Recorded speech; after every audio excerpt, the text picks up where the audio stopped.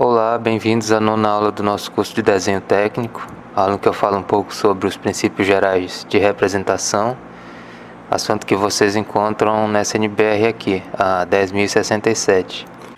O objetivo dessa aula é que vocês desenvolvam representações mais elaboradas, fazendo uso do que é conhecido como vista auxiliar, que são os cortes, as vistas de detalhes e os eixos de simetria. Eu sugiro que vocês assistam essa aula com lápis e papel na mão para tomar nota de algumas informações que não constam nesse mapa mental e também um copo de café para ajudar na concentração.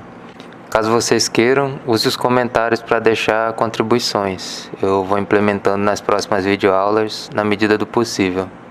Antes de começar, eu quero enfatizar que essa aula vai requerer algum domínio sobre as aulas anteriores, desde projeção ortográfica, nossa quarta aula, até representação de cortes, a nossa oitava aula.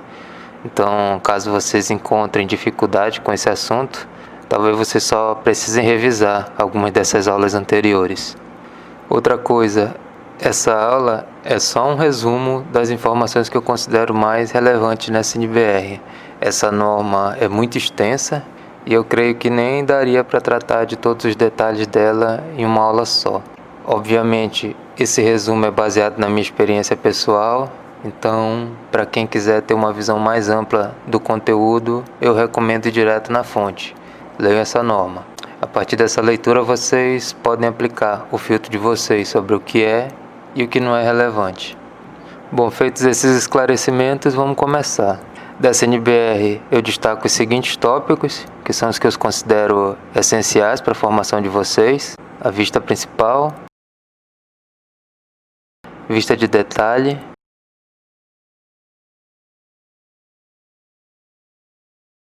vista de peça simétrica e vista de corte. Como eu já mencionei, essa é só a minha filtragem do assunto, a norma é bem mais extensa do que isso. Começando aqui com a vista principal, eu acredito que não seja difícil para vocês deduzirem que essa vista principal é a mesma vista frontal que a gente já viu na aula sobre projeção ortográfica, mas tem outra questão que talvez vocês não tenham parado para refletir.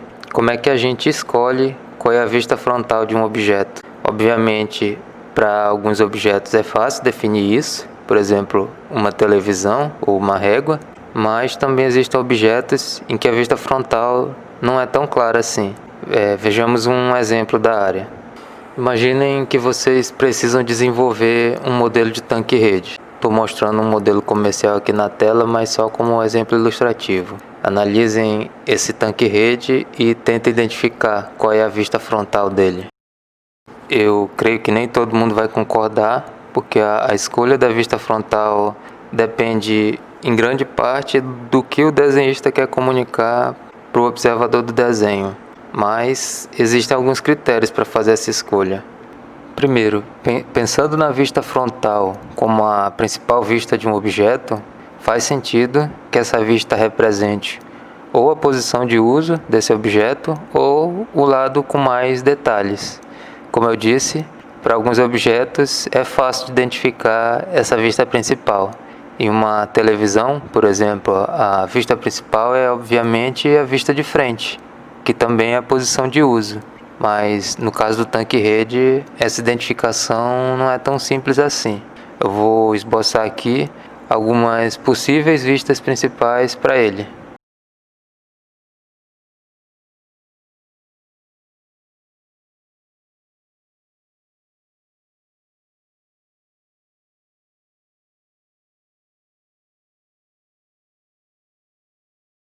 Então, no caso da vista principal de um tanque-rede, eu poderia usar esse ponto de vista aqui, como se eu estivesse vendo ele de lado, porque evidencia o comprimento, a altura da malha, a posição das boias e a articulação da cobertura.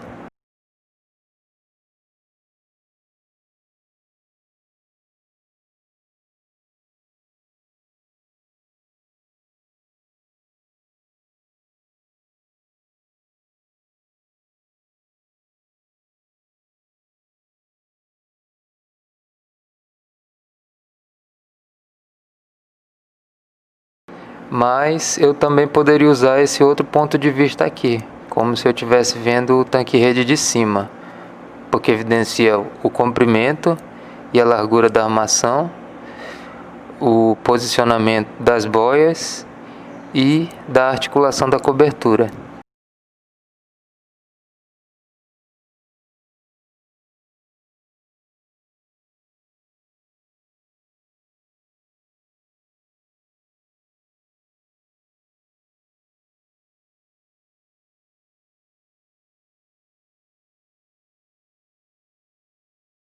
Poderia ainda usar esse outro ponto de vista aqui, vendo o tanque-rede de frente, evidenciando a largura e a altura da malha e a posição das boias de um jeito diferente das outras vistas.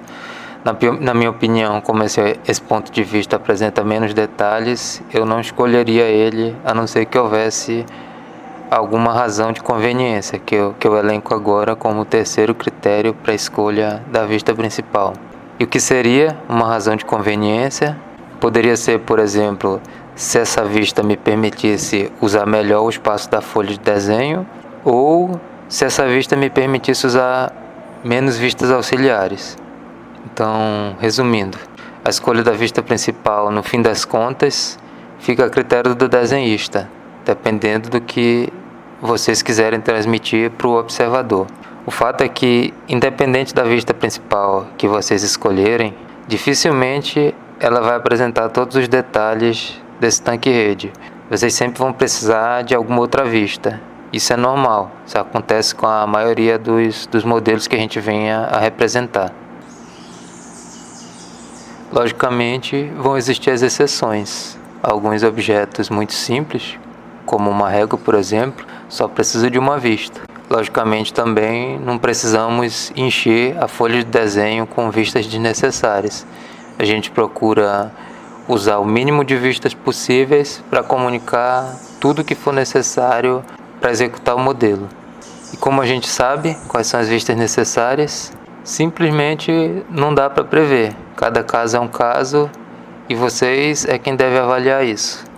Antes de passar para o próximo tópico, eu acho importante lembrar que todas as outras vistas derivam dessa vista principal, conforme a gente viu na aula sobre projeção ortográfica.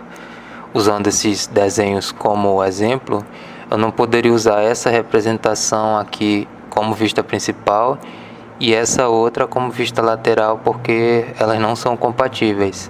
Se eu girar esse tanque-rede dessa vista frontal para uma vista lateral, o resultado não seria esse aqui, seria outra coisa.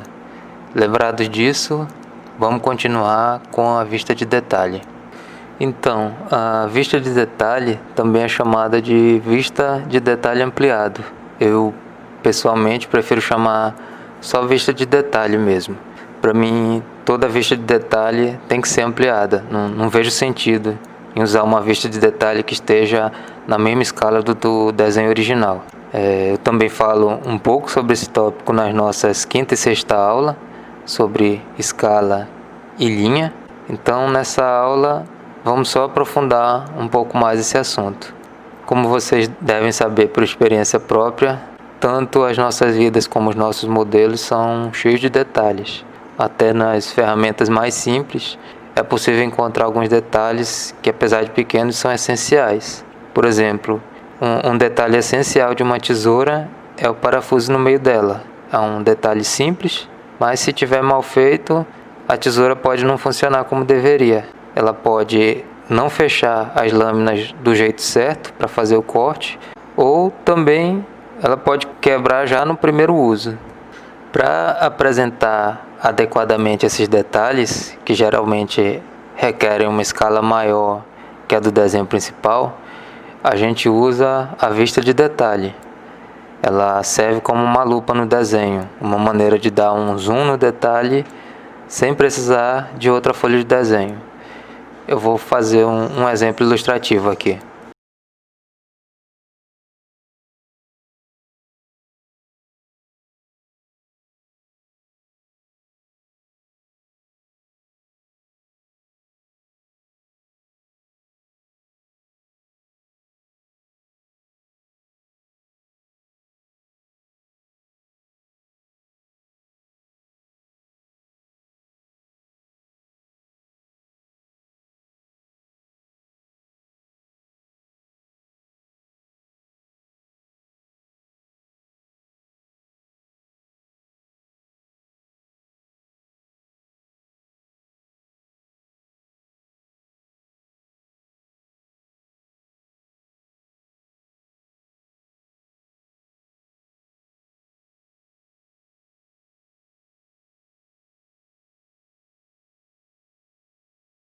Como exemplo, eu uso os viveiros experimentais que estão planejados aqui para frente do campus. Imagine que essa é uma folha de desenho A3 e dentro dela, na área de desenho, temos os viveiros experimentais. Esse é só um esboço simples, só para fins didáticos mesmo. Não tem depósito, nem laboratório de manejo, só os 12 viveiros cercados por uma mureta. Imagine ainda que a escala desse desenho é 1:1000, ou seja, 1 milímetro no desenho representa 1 metro no objeto real. Esse 1:1000 é a escala geral, então ela fica na legenda da folha de desenho. Vou colocar aqui. Mas observem que nessa escala fica difícil visualizar a declividade do fundo dos viveiros. O que a gente pode fazer para resolver esse problema? Uma solução seria usar outra folha de desenho para representar só um desses viveiros. Se o viveiro tiver muito detalhe, por exemplo, sistema de tratamento e recirculação de água, essa pode ser uma saída mais interessante do que a vista de detalhe. Como eu disse, vai depender do que vocês querem transmitir para o observador. Mas digamos que esse não seja o caso aqui. Digamos que a gente só precisa representar a declividade do fundo. Nesse caso, é melhor usar só uma vista de detalhe mesmo. E como fazemos isso? Já mostrei na aula sobre escala. Primeiro, eu faço a lupa para delimitar a área da vista de detalhe, acompanhada de um caractere identificador, para o observador saber de onde saiu a vista de detalhe.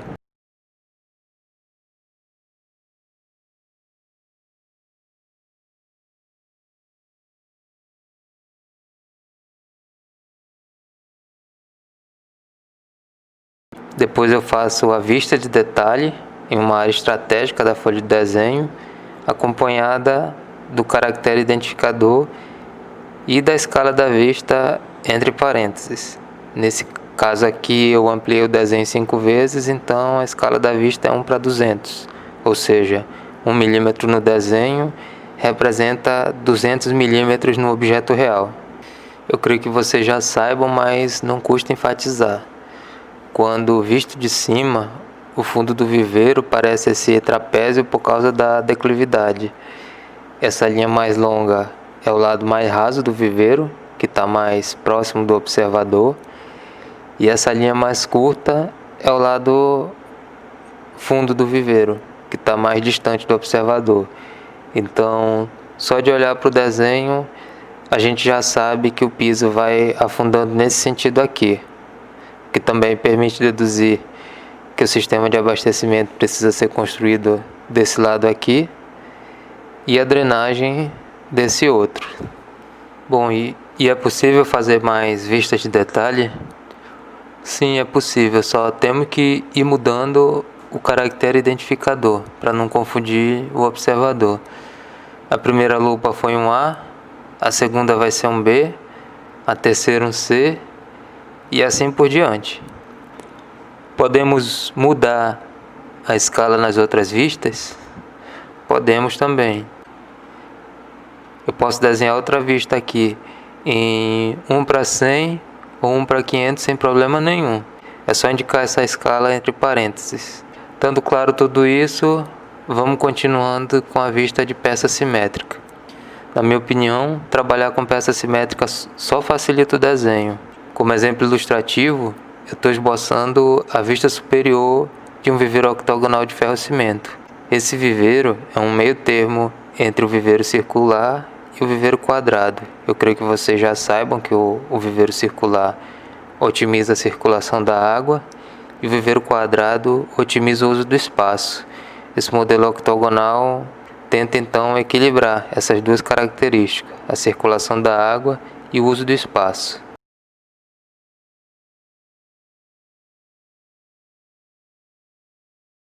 Então tá aí, essa é a parede de ferro-cimento, esse é o piso e esse é o dreno central do viveiro octogonal.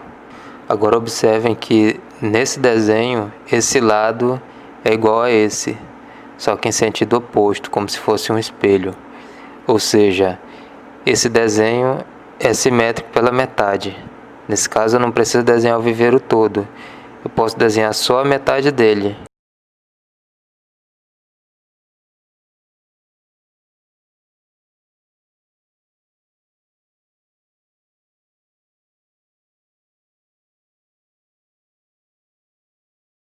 Aí eu uso uma linha de simetria para indicar que o modelo é simétrico pela metade, ou seja, que esse lado que eu não desenhei é um espelho desse outro lado.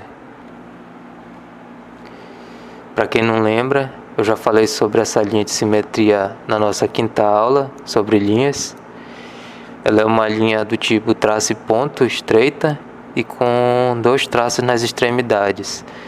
São esses 2 traços que indicam para o observador que esse é um eixo de simetria.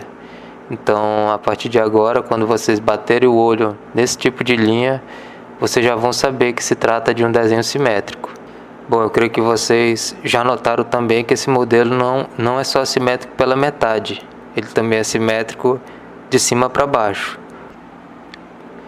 Nesse caso, a gente diz que esse modelo é simétrico pela 4ª parte.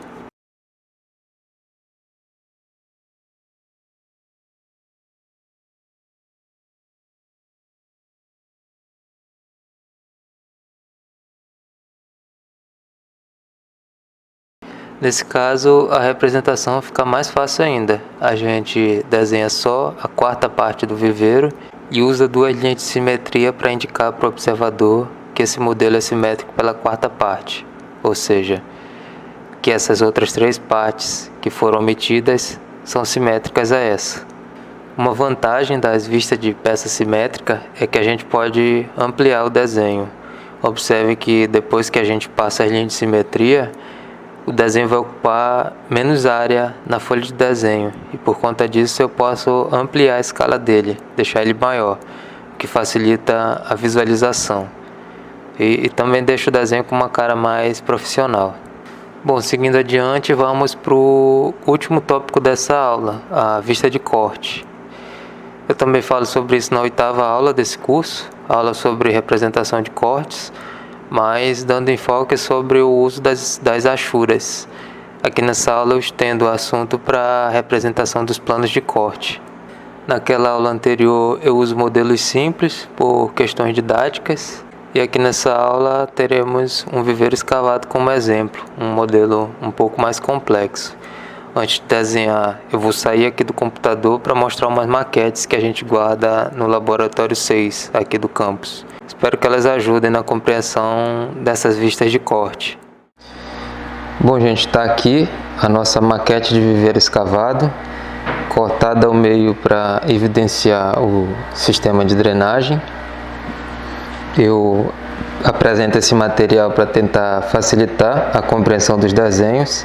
Eu acredito que depois que vocês verem esse modelo tridimensional, vocês vão entender melhor as nossas representações bidimensionais. Aqui no laboratório 6 a gente tem 2 dessas maquetes. Nessa daqui o sistema de drenagem é do tipo Monge, que é um sistema mais sofisticado e durável. E nesse outro aqui o sistema é do tipo cachimbo, que é um sistema mais simples e barato. Se vocês quiserem ver esse material pessoalmente, é só vocês pedirem autorização ao responsável pelo laboratório de aquicultura, que atualmente é o colega Cícero Ramon. Bom, essa maquete representa um corte total no viveiro, atravessando do lado do abastecimento, que não está representado aqui, mas poderia ser uma canaleta aberta ou uma tubulação fechada, até o lado do sistema de drenagem, que, como eu já falei, é o cachimbo. Eu acredito que vocês já deduziram isso, mas só para deixar claro, essa é uma representação simétrica, ou seja, esse lado aqui que foi suprimido, que está oculto, ele é simétrico ao lado que é visível, que é esse lado aqui. Outra coisa, esse é o corte que que é mais usado para representação de viveiro escavado. É o que vocês vão ver e o que vocês vão fazer com mais frequência. Porque ele também é o que traz mais detalhes sobre o projeto. Esse corte aqui, ele evidencia a inclinação dos taludes, a profundidade do viveiro, a declividade do fundo e os detalhes do sistema de drenagem.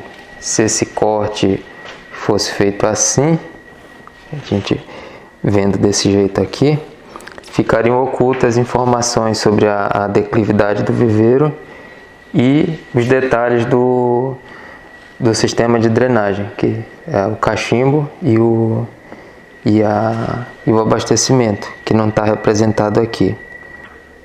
Logicamente, a gente não pode generalizar. Podem ter projetos que precisem de outras vistas além dessa daqui. Bom, feitos esses esclarecimentos, vamos voltar para o computador para continuar a aula.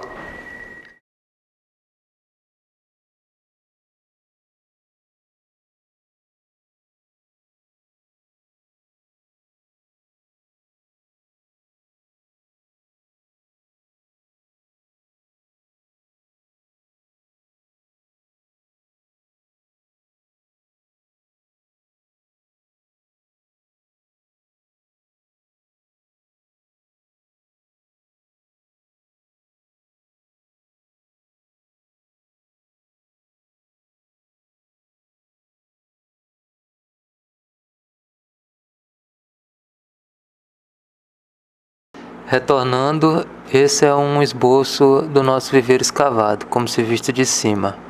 É semelhante ao modelo que eu usei na vista de detalhe, mas nesse caso a informação que eu quero transmitir é outra. Nesse caso eu quero apresentar, além da declividade do piso, a inclinação dos taludes e o sistema de drenagem.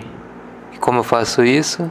Como eu mostrei na maquete, um corte total evidencia tudo isso. Só que em uma representação bidimensional, a gente precisa fazer algumas indicações para não confundir o observador.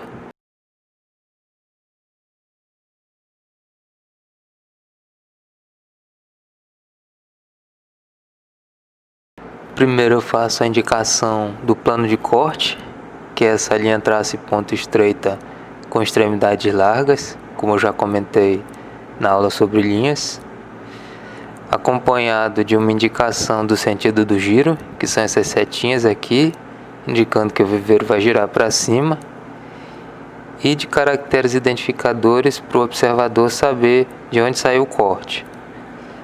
Pronto, está feita a indicação do plano de corte. Agora é só desenhar a vista do corte. Esse corte é parecido com a maquete, como se a gente estivesse olhando diretamente para a superfície cortada.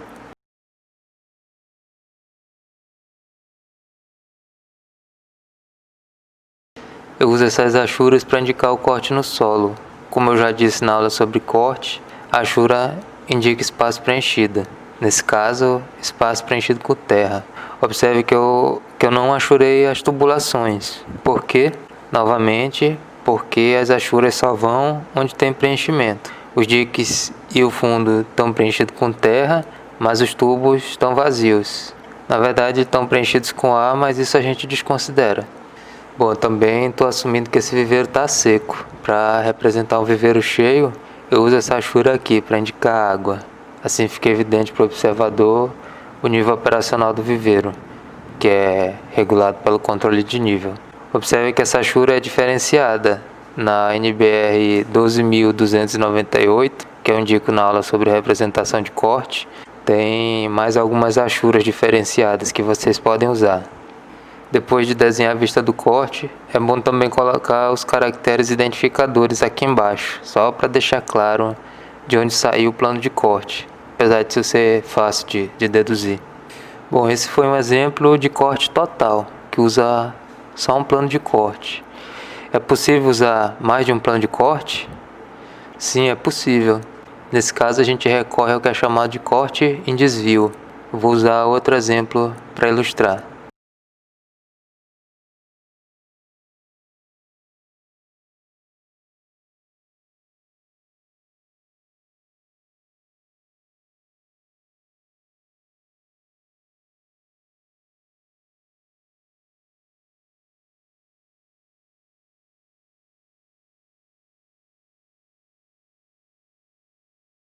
Essa é uma daquelas caixas de filtragem que são usadas para limpar água de abastecimento para a larvicultura.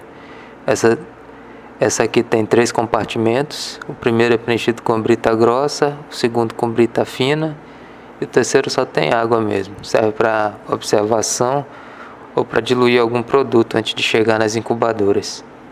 Observem que essa vista evidencia uma entrada e uma saída para o filtro, mas não a altura delas, ou seja, vamos precisar de uma vista auxiliar, que nesse caso vai ser uma vista de corte.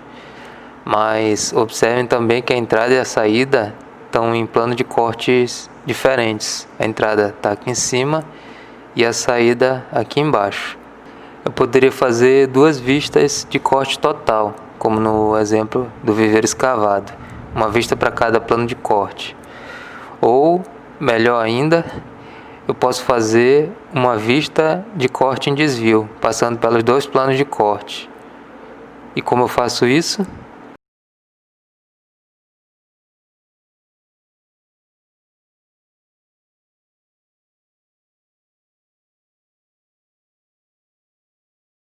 Primeiro eu indico os meus planos de corte, depois indico o sentido do giro e depois os caracteres identificadores. Feito isso, agora é só representar o corte.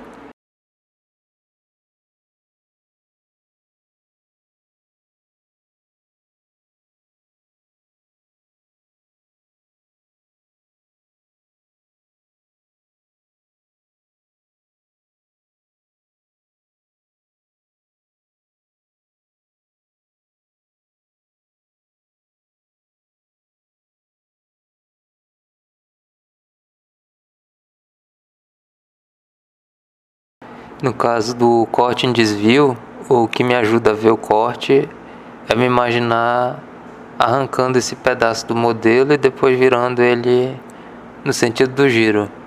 O que eu veria seria essa peça aqui.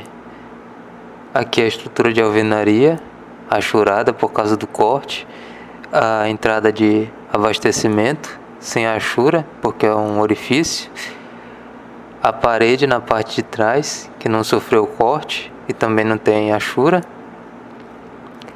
os divisores do primeiro e segundo compartimento, que foram cortados, mas de modo que não fique evidente nessa vista, e a saída para distribuição de água, que é outro orifício. Eu vou colocar uma marca de centro neles para deixar mais evidente.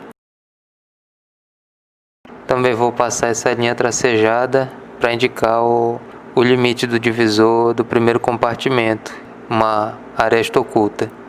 Então é isso, gente. Sobrevivemos à 9ª aula do curso e vocês já podem fazer os exercícios práticos números 5, 8, 9 e 10 do nosso caderno de tarefas. Bons estudos e até a próxima.